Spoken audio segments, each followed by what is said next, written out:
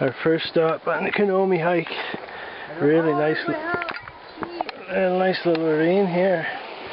Good size. I'm going to fill my water bottle right over there and use some of them drops to purify it.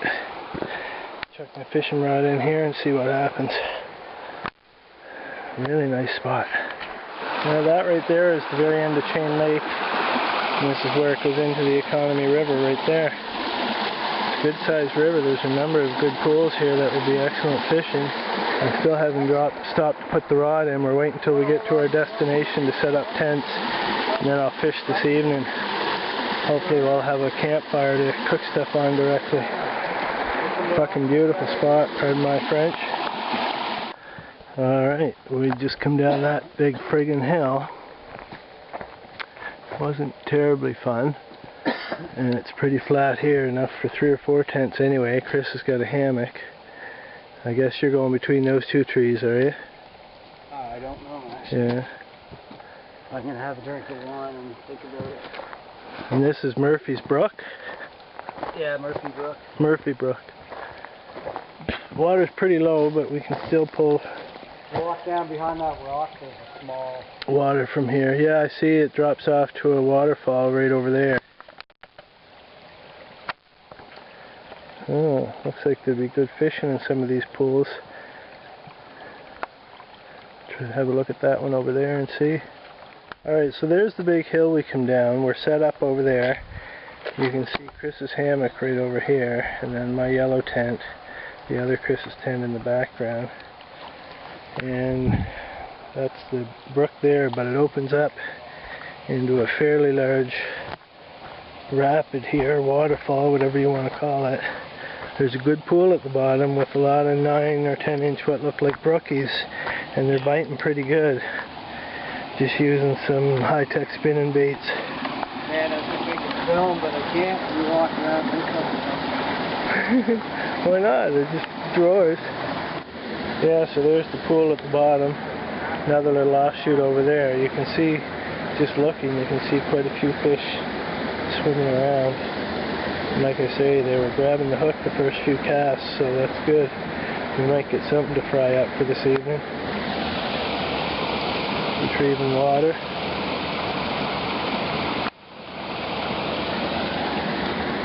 That's what we're seeing jumping up there. Like, you keep an eye where he is. I want to... Oh, foot cramp. He's right there. Oh, foot cramp. Oh, I can't move my damn foot. I'm still right there by the water. Got the fire going. I'm going to boil some water. Tent, and hammock. And we got our way over here. I found a place to rig up a hoist to hoist up any food that needs to be hoisted. If you have those pre-packaged meals that they sell at MEC before they're cooked, they're fine. You don't gotta hide them, but we've got stuff in there that animals recognize as food, so we gotta protect it. I threw the orange rope over that tree there, and then I just have the other end tied to it here.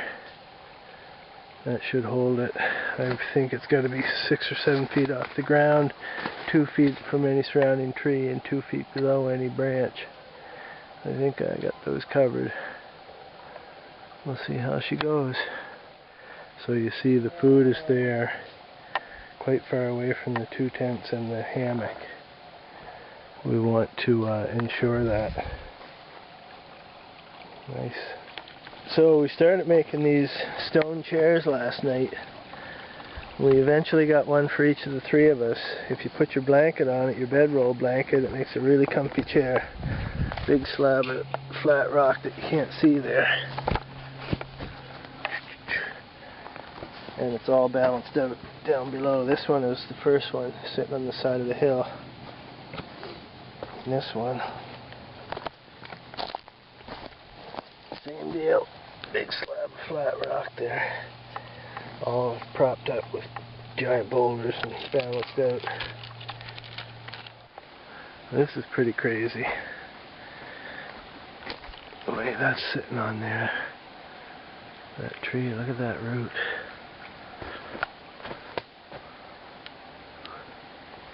And that tree is just hanging right on the edge of that rock. Another big root there. Alright, well there's my pack almost packed up. Got some stuff on the outside. What I wanted to show here is how I got my fishing rod set up.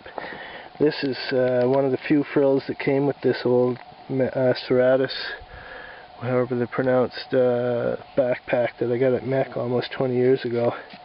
I just have that simple Velcro through there, holding the weight of the rod down, and then I just got a biner, or whatever the hell they're called, through the top. This got me into the woods 12 kilometers yesterday, and without too much issues.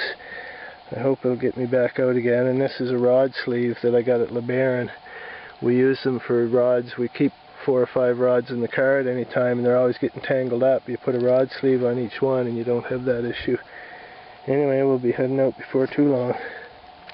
Oh wait, that's video mode, hold on. And the lads are just getting their backpacks packed. I'm all packed. There's a few things left around the campfire. Those sweet chairs I was talking about earlier. I'm sitting in one of them. My gear is leaning up against that tree right there. We'll be out of here in a half an hour, I suppose. 2 hours of hiking. There's a big lake along the way where I want to stop and fish. We'll see what that's like.